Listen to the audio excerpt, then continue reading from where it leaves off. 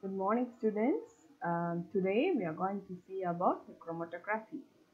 So, chromatography is an analytical technique which helps in the separation of the components, and it is one of the most important analytical procedure which is being carried out in the lab, which helps in separation of the compounds. If the mixture contains different compounds, this chromatography helps in separating the components according to their structure or according to their size. It helps in separating the components.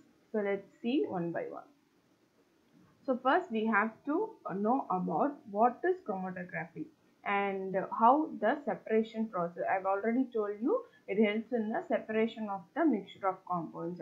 So chromatography is a technique for separating a mixture into their components in order to identify, purify and to quantify the mixture or the components. What is the purpose of doing the chromatography?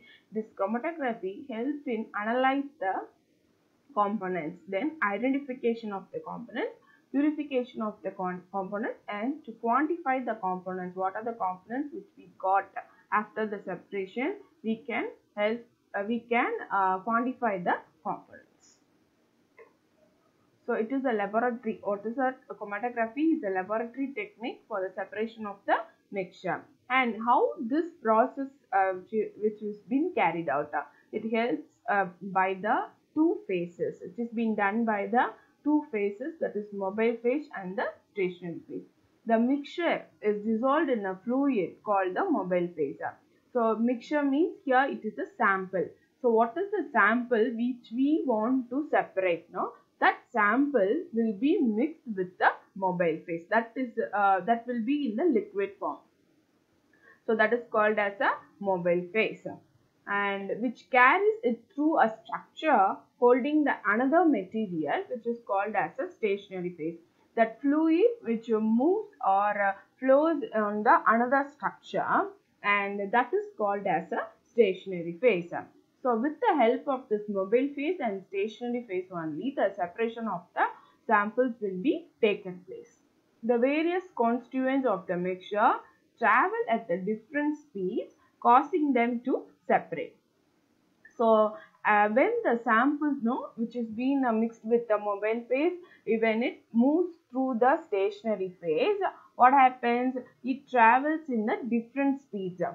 So which helps in making the samples to separate. For example, if the sample is too large, the size of the sample is too large, it takes time to travel, and it will take a more time. And if the sample in the mobile phase, which is very small, it takes a minimum time to travel. So it takes a minimum time to travel and to get ended. So by the different speeds, we can able to separate the samples. The separation is based on the partitioning between the mobile and the stationary phase. So what are the uses? We have already seen in the first slide. So what are the uses of the chromatography? It helps to analyze, that is examine the mixture, its components and their relations to one another. What are the samples components which is present in the sample? Here we can able to analyze, and we can able to find out the relation between one another. And next is to identify, which the separation which helps in identify the mixture or components based on the known components. So after the separation, we can able to easily identify the compounds which are present in the sample. Then next is a purification. So after the separation of the components, we can able to go for the isolation of the components. That is a purification of the components we can able to do, and as this chromatography plays an important role or the first step in purification of the sample. Then the last one is the quantify. It helps to determine the amount or how much amount which is present in the sample. That is each sample component, how much it is present, we can able to calculate by using the chromatography. And in number of industries, this chromatography plays an important role. The first is in the pharmaceutical company, which in the pharmaceutical company they use the chromatography to determine the amount of each chemical which is present in the new product. Suppose if any new drugs, if they are making that the new drug or many tests will be taken place, and we have to know how much samples in that particular new product, how much the components are there and what are the components are there, we have to find out. So here in the chromatography, we can by using the chromatography we can able to find out the sample, that is a new drug, how much the components are there and what are the components are there, we can able to find out. In hospital, it helps to detect the blood or alcohol level in the patient's bloodstream. And in the law enforcement, it helps to compare the sample found at the crime scene to samples from the suspect. So in many films, we know how they will be investigating by using this. They will take some samples in the crime scene, which from the samples they will come and compare with the samples from the suspect list they will take, and from that they can able to compare the samples. So they will be finding out the culprit. So here in this how this chromatography used here, it helps in the separation of the compounds. So it can be able to quantify. So here after quantification, we can able to easily identify the sample which is being taken from the suspect, and how it is matches, it gives the result. Then environmental agencies. In environmental agencies, it helps to determine the level of the pollutants in the water supply. And in the manufacturing plant, that is in the chemical manufacturing, it helps to purify the chemical needed to make a product. These are all the uses of the chromatography. So we are going to see first one of the types, that is a paper chromatography.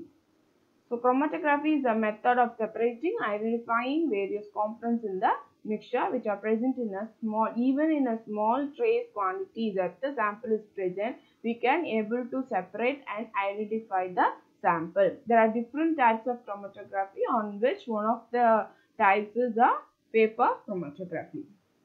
This uses the stationary phase, that is the paper. Here the stationary phase, which the paper which acts as a stationary phase, and the mobile phase, it is a solvent, that is a liquid, and it is one of the most easily what we can say, it's an easy type of paper chromatography. As the solvent wicks up the paper by the capillary action, an equilibrium is established for each chemicals in the mixture. As a solvent, when we keep the paper inside the solvent, that solvent which speeds up and quickly absorbed by the paper. And when we are applying when we have applied the sample and the solvent reacts with each other and forms the chemical reaction in the mixture, which helps in the separation of the components. The principle is of the separation is mainly the partition. So first we have to know what is partition. So here in the picture we can able to understand the solute dissolved in the liquid phase, which is being coated on the surface of the solid support. So here in this that is samples which will be there in the fluid, but that is a solvent. So here that solvent and the samples react with each other and they can be separated. So substances are distributed between the stationary and the mobile phase. Cellulose layers in the filter paper contains the moisture which acts as a stationary phase. So in the filter paper, they can absorb the solvent. So that acts as a stationary phase. Solvent, organic solvents buffer which can be used as a mobile phase. The developing solution travels up the stationary phase carrying the sample within it. So what happens when we keep the paper inside the buffer? What happens? The paper which starts to absorb the buffer, which travels up the stationary phase, and already we will be introducing the sample in the paper. So what happens when the mobile phase comes and reacts with the sample? They start to travel up. They start to carry the sample with it. The components of the sample will separate readily accordingly to how strongly they absorb onto the stationary phase versus how readily they dissolve in the mobile phase. So accordingly to how strongly they absorb and how readily they dissolve in the mobile phase, the components starts to separate. And already I have discussed that large samples which takes more time to travel, whereas the small size samples which easily gets separated, and it separates easily. So these are all the components of the paper chromatography. The first is the choice of the filter paper. Whatman filter paper, which is being used for the purpose of the chromatography.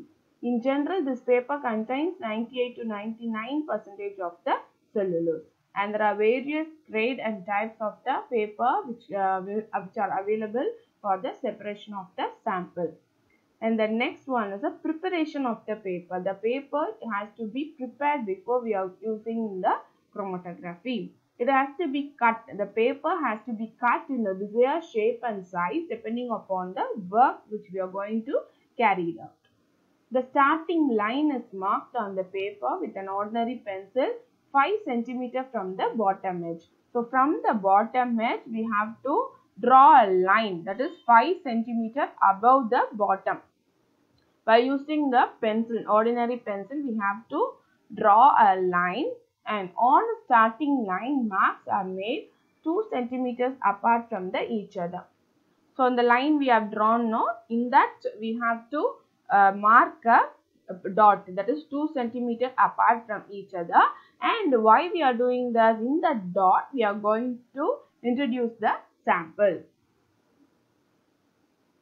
Application of the sample. How we are going to apply?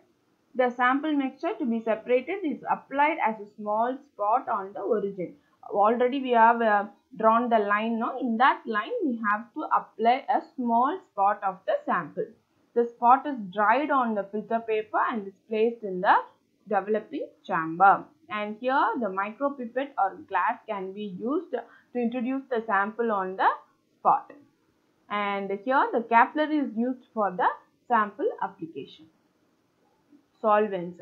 The number of solvents we can use it in the paper chromatography. Some examples like ethyl alcohol and N-hexane. And the next one is the chromatographic chamber. The chromatographic chamber can be made of many materials like glass, plastics or stainless steels.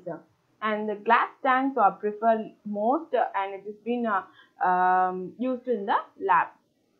They are available in various dimensional size depending upon the paper length and the development time. Development of the chromatogram. The paper is dipped in the solvent in such a manner that the spots will not dip completely in the solvent. So we have to place the paper inside the solvent, that the spot should not be completely immersed into the solvent. And as we start up this reaction, the solvent will rise up by the capillary reaction, and it is allowed to run 2/3 of the paper height for better and efficient result. So when the solvent starts to travel and reaches the 2/3 of the paper height, we have to stop the process. As the development is complete, paper is taken out of the chamber carefully. After the process is carried out fully, we have to take the paper out of the chamber. And this is the paper chromatography, and this is the glass paper chromatogram. And by using the lid we can make the paper